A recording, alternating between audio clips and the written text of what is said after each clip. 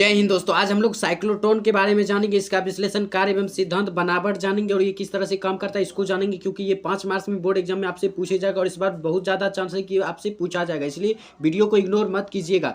चलिए ध्यान देते हैं।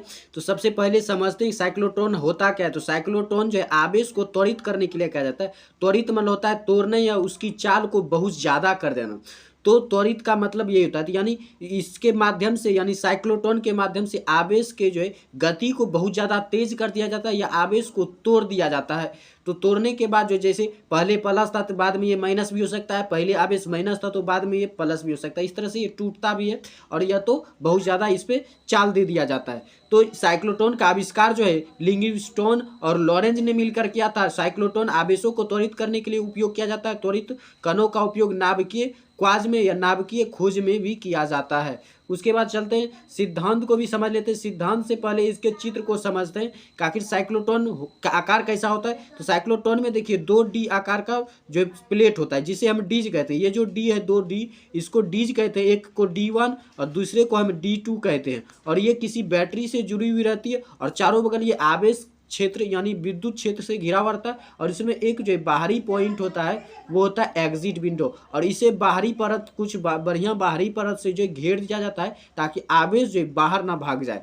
उसके बाद देखिए इसका सिद्धांत क्या होता है कि इसमें आवेश जो है चक्कर लगाते रहता है। तो आवेश जो है ये चक्कर लगाते रहता है, क्योंकि पहले ये प्लस होता है, बाद में ये इधर प्लस इधर माइनस, बाद में ये इधर माइनस इधर जाके ये प्लस हो जाता है, तो चेंज होता है। तो पहले D1 जो है प्लस हो सकता है, D1 प्लस तो D2 माइनस, बाद में ये क्या होता है D2 माइनस हो जाता है और D1 प्लस हो जाता है। तो इस तरह से ये आवेश को जो है आवेश का मान टूट टूट के बदलते रहता और उसके बाद जो है आवेश जो बहुत तेज गति से जो है एग्जिट पॉइंट से बाहर निकल जाता है। तो आवेश इसमें जो है एक जब आधा चक्र पूरा करता है तो इसे अर्ध चक्र कहते हैं। आवेश का अर्ध चक्र पूरा कहते हैं। तो आवेश जो इस तरह से जो घूमते घूमते घूमते घूमते और एग्जिट पॉइंट से जो ये बाहर निकल जाता है, इस तरह से ये काम करता है। तो बनावट और काम आप समझ गए। चलिए अब नोट्स में देखते हैं आपको लिखना किस तरह से। तो लिखना किस तरह से, पहले सिद्धांत समझ लीजिए कि किस सिद्धांत पे कार्य करता है। तो स्पंदनशील विद्युत क्षेत्र धनावेशित कण को त्वरित करते हैं, अनेक बार उसी एक समान विद्युत क्षेत्र से आवेशित कण को गुजारते एवं शक्तिशाली चुंबकीय क्षेत्र की सहायता से कण को प्रत्येक बार वृत्ताकार पथ में विक्षेपित करते हैं, जिससे गति ऊर्जा में अत्यधिक वृद्धि हो जाती है। गति ऊर्जा में क्या हो जाती है, अत्यधिक वृद्धि हो जाती है। तो उसके बाद देखिए बनावट समझना, ये तो सिद्धांत था। उसके बाद बनावट समझते हैं कि इसमें 2D गोले आकार के खोखले धातु के कक्ष होते हैं D1 D2, जिसे हम डीज कहते हैं। यह व्यास के समांतर होते हैं।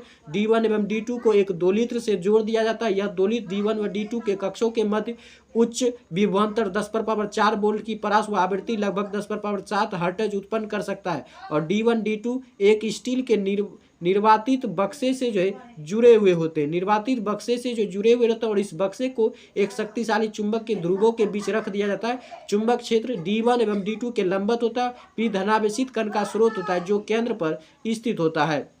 उसके बाद क्रिया विधि को समझ लेते हैं। तो पहले चित्र में हमने समझा है। मान लीजिए आपको ये नोट्स याद नहीं रहता तो आपने जो चित्र से समझा चित्र को ही समझने का कोशिश कीजिए, और जो चित्र समझते हैं उसको भाषा में बदलने का कोशिश कीजिए।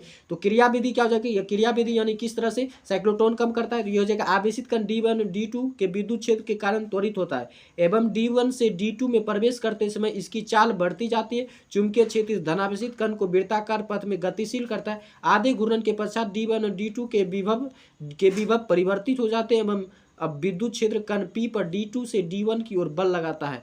अब जो है आवेशित कण बड़ी त्रिज्या का अर्धवृत्ताकार पथ निर्मित करता है और एवं यह प्रक्रिया बार बार चलती रहती है और धनावेशित कण प्रत्येक बार त्वरित होते रहता है और जो एग्जिट पॉइंट से बाहर निकल जाता है और वृत्ताकार पथ की जो है धीरे धीरे त्रिज्या बढ़ती जाती है। ये इस तरह से काम करता है।